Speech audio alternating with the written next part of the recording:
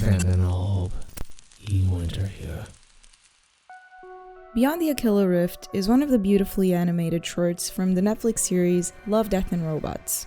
It was adapted from the short story of the same name by author Alastair Reynolds, who, by the way, interesting tidbit, has a PhD in astrophysics, which I'm sure played a huge part in making his story that much more believable and enticing, bringing a certain level of scientific authenticity to this cosmic setting. I want to talk about something that's basically fascinated me almost my whole life.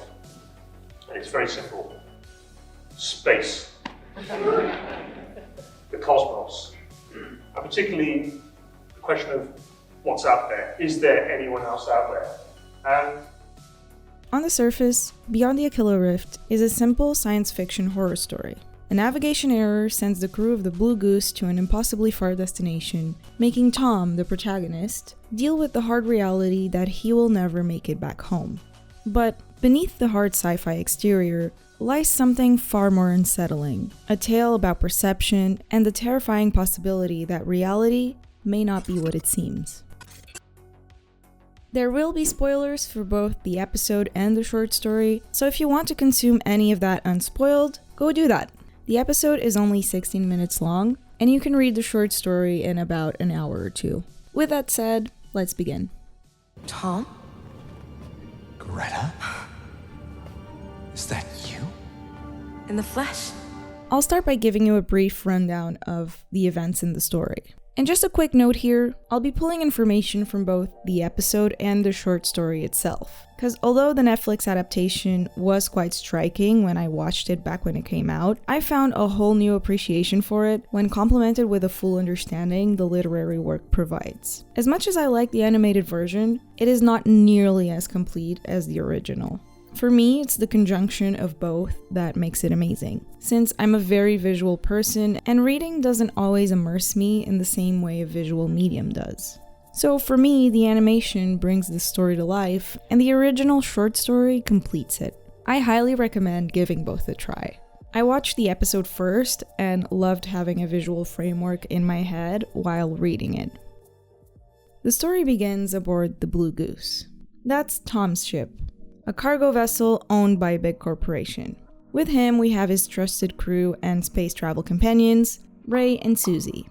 I'm not entirely sure exactly what Ray's role is as a crew member, but Susie, she's sort of the brains of the operation. Roger that, dispatch. Uploading syntax pattern now. Tom is the strong-hearted captain, Susie is the female with the brains, and Ray is kind of the black side character. Perfectly balanced, as all things should be. Which is a little hilarious, come on. Yeah, no, you're right. That is not funny. But anyway, she's the one that programs the runes. What are the runes, you ask? There's some sort of alien programming language they use to travel across space, through portals in the Aperture system. That's hard to say. This network is of unknown origin, speculated to have been created by a long-gone alien spacefaring species. And the humans don't fully understand how it works, but they figured out enough to be able to use it relatively well. Think of it as a vast highway system that connects different regions of space at faster than light speeds. Not an instantaneous black hole style of travel. Now imagine this for a second. A civilization far in the future, finding the entire global internet thousands, maybe millions of years from now, after we are long gone. Imagine those people learning how to plug a computer into it, how to communicate using it, how to connect the entire world through it, and soon after their economy and way of life ends up resting on the back of a system they can use but have absolutely no idea who built it or how it truly functions under the hood. Hell, you could argue, we don't even fully understand how the internet works under the hood. At least not the vast majority of people using it, including me. And that's humanity's relationship with the apertures. The network allows cargo ships like the Blue Goose to move goods, information, and people between star systems fast enough for a functioning economy to exist based on it. The fact that Tom treats the route as routine tells us how dependent this civilization has become on the network. Travelers place enormous faith in a system they cannot fully comprehend. And it's in one of these travels that a glitch occurs in the pathway the Blue Goose was traveling on, leading the crew to end up stranded on a much further place in the galaxy than they intended. How far are we, Greta? Well, pretty far, I'm afraid. This is Salmlaki Station in Shadar Sector. Shadar Sector!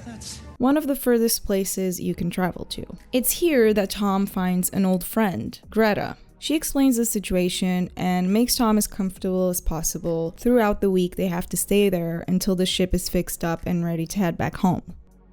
Tom is married to Katerina, but left alone in this far and lonely station with nothing else to comfort him, he ends up cheating on his wife with Greta, leading to huge feelings of guilt and self-reflection. After this, Greta reveals that she lied to him, that they're actually not in the Shadar sector, that they're in fact much, much further, past the Aquila Rift, well beyond it, unable to get back home, hundreds of years away. Tom is understandably very upset, and Greta suggests waking up his crewmates to break the news to them, as, quote, "It'll be difficult for you for some time to come, but it can help to have someone to care about. It can smooth the transition." He wakes up Susie first. She freaks out, doesn't believe it, screams, and they inject her with a serum to make her go under, re-emerging her in the surge tank afterwards. And then they try again, and again, and again, and again. It's not referenced exactly how many times they try to wake Susie up and tell her, but it's clear it was many, many times. Through these attempts, and through Susie's distrust of Greta, Tom begins to suspect something isn't right, leading to the big reveal. Greta lied once again. They are far away from home, yes. He can't go back. He is trapped there. But where exactly is there? And who, or rather what, exactly is Greta? Well, she's an alien. She became trapped there too, and managed to survive using her ship as a base. And everything he's seeing is an elaborate simulation, a matrix, if you will, that Greta, by her own account, created to make Tom more comfortable and shield him from the harshness of the reality he finds himself in. His reaction differs a bit in the episode versus his short story. In the episode, he's angry, he screams at her that he wants to see the truth. The reality glitches, and he wakes up in this horrid, disturbing, hive-like world. In the written word, he calms down and asks her, with some degree of acceptance and stillness, to see it, that he wants to see it like it truly is. And she shows him, warning him first, you won't be able to take the raw reality of what's happened to you. And then... It was just a flash, just a glimpse. I saw caverns, wormed out and linked. Things moving through those caverns, bustling along with the frantic industry of moles or termites. Some moved via propulsive waves of multiple clawed limbs. Some wriggled. Although Greta is never directly described, I feel like the animators did a great job of bringing this description of the world to life, and Greta's form is a great way to wrap it all up in a gasping moment at the end. Okay, so now let's rewind all of that and start from the beginning, because I think he's in hell, or some version of it. Tom, that's not Greta! Many people interpret Greta as a benevolent being that is just trying to ease Tom in his last moments. The creators of the show have stated that that's more or less what they believe too, even though they portrayed her appearance as kind of the opposite. For us, a spider-like, big, pale creature is something that evokes horrific nightmares. However, this likeness doesn't necessarily equal evil, just based on the appearance itself. I can conceive that an alien species could look terrifyingly beastly to us, and yet still be essentially good. She could be just an incomprehensible being, doing its best to comfort a lost human, unable to truly understand him except through the fragments of his memory, constructing the most familiar reality she can in an attempt to ease the terror of an unimaginable end. However, there are some things that don't fit this narrative for me. When Greta finally reveals the truth to Tom, she tells him, All right, Tom. But understand this. I do care for you. I care for all the lost souls that end up here. The wording here is striking. Not travelers, not survivors, not passengers, lost souls. In a story filled with carefully chosen language, this phrase feels deliberate. Greta describes herself as a caretaker, yet she sounds more like a guardian stationed at the border between worlds, tending to those who have become stranded after death. We assume that Tom is still alive, but all information regarding his condition comes from Greta herself, a character proven repeatedly to be deceptive. She lies about their location, she lies about the station, she lies about reality itself. Every fact, every detail we receive about the outside world comes from an unreliable source at best, and a deceptive, manipulative one at worst. This raises an uncomfortable question. How can we be certain the alien hive is reality? How can we trust any of it to be true? Did this alien being actually get stranded there through the aperture as well? If so, how come the humans don't come across other aliens? Not even just Greta's species, any aliens using the system. Or at all for that matter. The most reasonable answer hinted at, and I think the author's intention, is that the universe is unimaginably vast. That you could explore light years away and still not reach far enough to encounter other beings.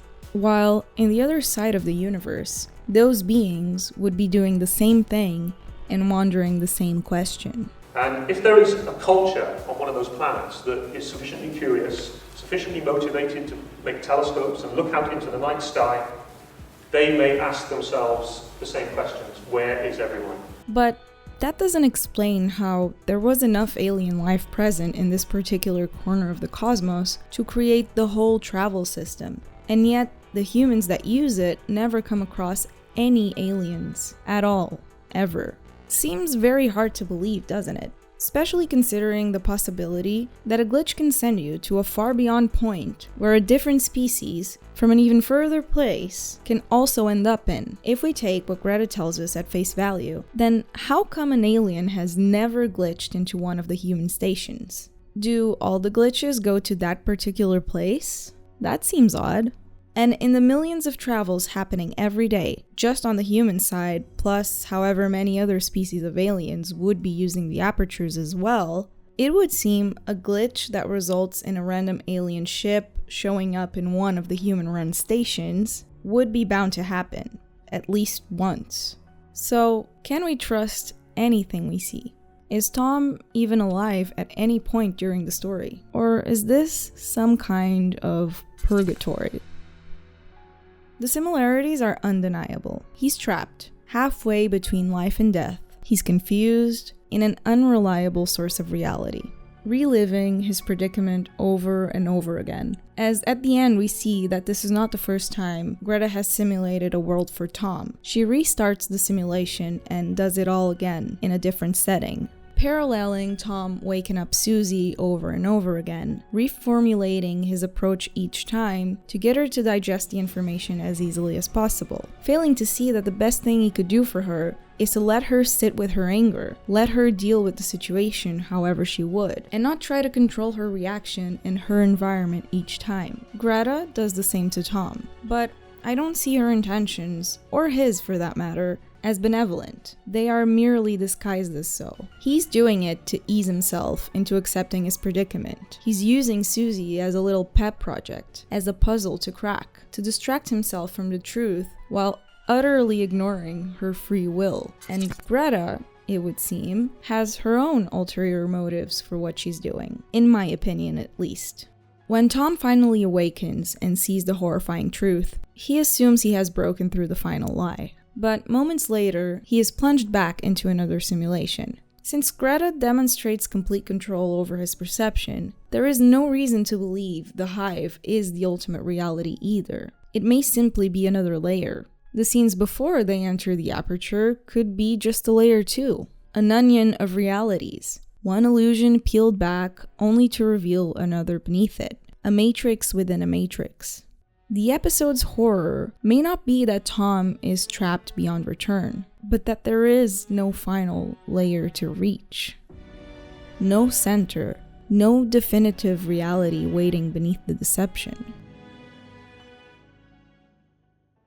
Every time Tom tries to wake Susie, she behaves erratically. She immediately identifies Greta as an imposter. She attacks her, and most importantly, she becomes the catalyst that causes Tom to question his surroundings.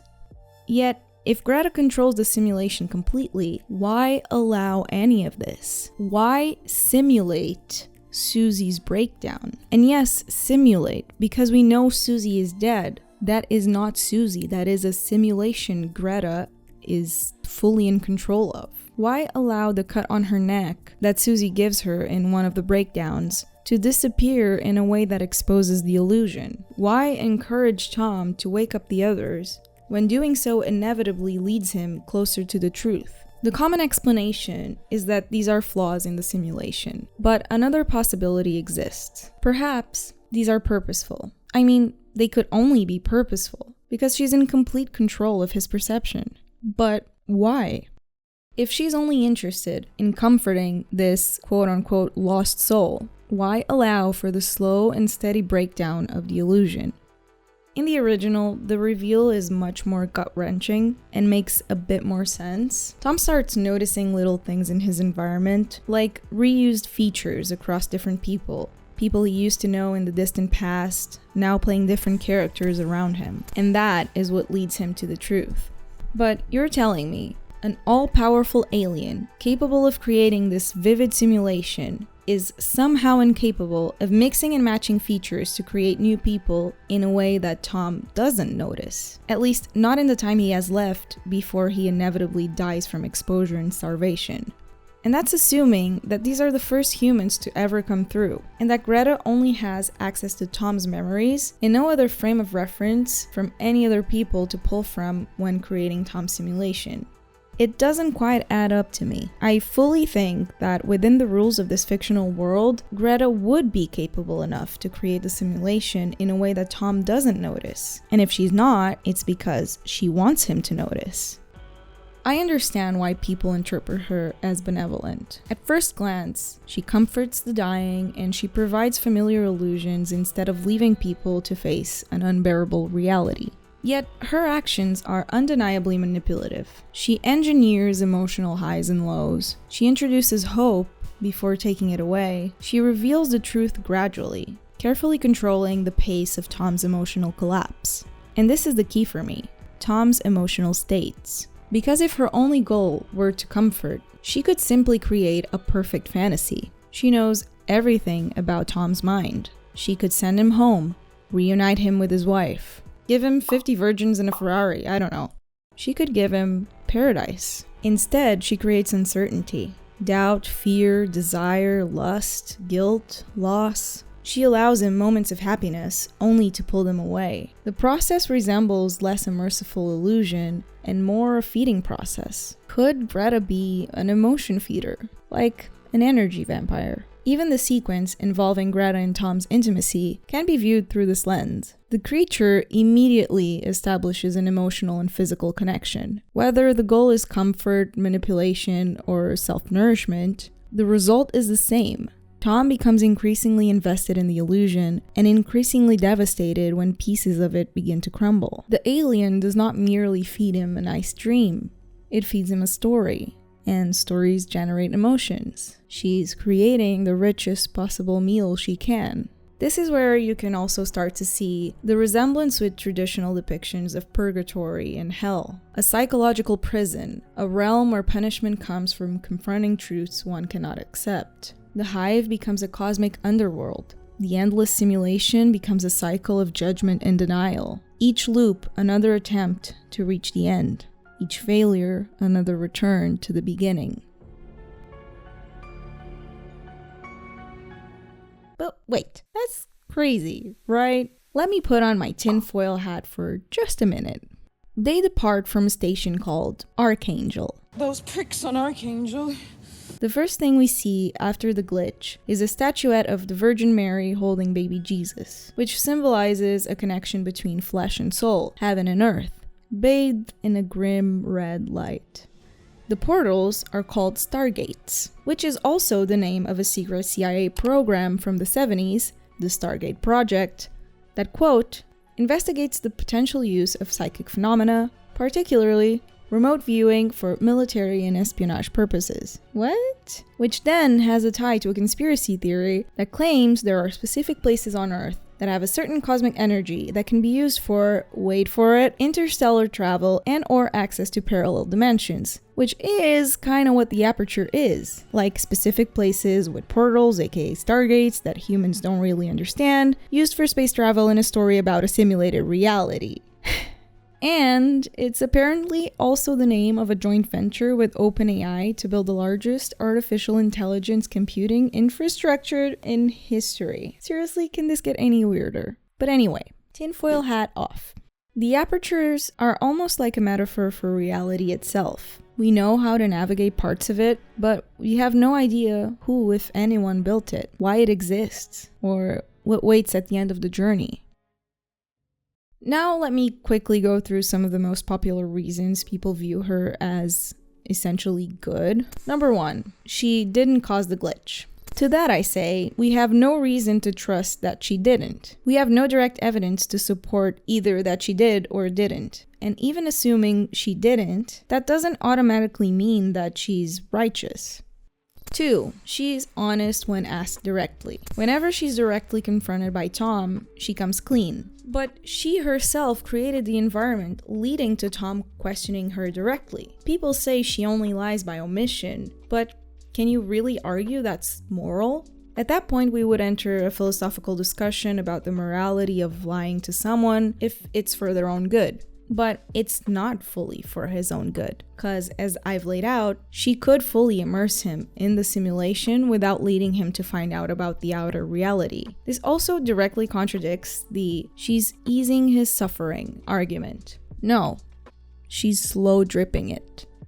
3, she has nothing to gain. She already has the ship and gathered whatever supplies would be of use to her colony. She could just let Tom die in agony and not do anything. Yet she chooses to give him some comfort and familiarity. But again, we don't really know that. She could be feeding off of human emotion. Or if not feeding, then maybe it could be like a drug for this species that gives them a high. We cannot say for sure that there is absolutely no ulterior motive for her actions. And finally, the most compelling reason, in my opinion, is that all those things are explained by Tom's consciousness somehow interfering with the simulation, leading to all the downward moments. As if his soul knows something isn't right and is manifesting in the simulation itself, beyond Greta's ability to control it. It's an elegant and reasonable explanation. Honestly, it could satisfy most of my reasons for thinking that she's, well, I don't want to say evil, I don't think that's the right term, but morally ambiguous. If we had direct elements we could point to substantiate this argument, I would be more inclined to dismiss my interpretation. But I haven't found any compelling ones. If you have something to point out that would sway my opinion, feel free to do so. Just a quick little thing that I almost forgot to mention that also kind of supports all that I've been saying. At the end, when Tom wakes up into the hive reality, we see that Ray and Susie have long been gone. Their bodies have started to decay, and the ship is almost completely engulfed in the hive webs or whatever those are. And we also see that Tom's surge tank is heavily damaged and has also been engulfed by whatever those are. So she's keeping him unconscious regardless of the surge tank. She doesn't need the surge tank to control his mind. He doesn't need to be asleep necessarily. And then when she finally shows up and reveals herself to him, she says, "Hello, Tom." So unless this being can also mimic sounds in real life, which is a bit doubtful, this means that even though Tom is awake, she's still in control of his mind, even though he's supposedly awake. But if this is also a simulation, that explains how she doesn't need the surge tank, that explains how she can project his voice, and how he doesn't need to be asleep for her to have control of his mind, because perhaps he is still asleep somewhere, and this is all still just a simulation. After the first reveal, Tom remarks that he might as well be gone, and Greta says, But you're not dead, Tom. You're here. With me. which to me heavily suggests that here with me is more than a mere coincidence. All that we see or seem is but a dream within a dream. And at the end of the day, when you look around, how can you be sure? Abandon hope. He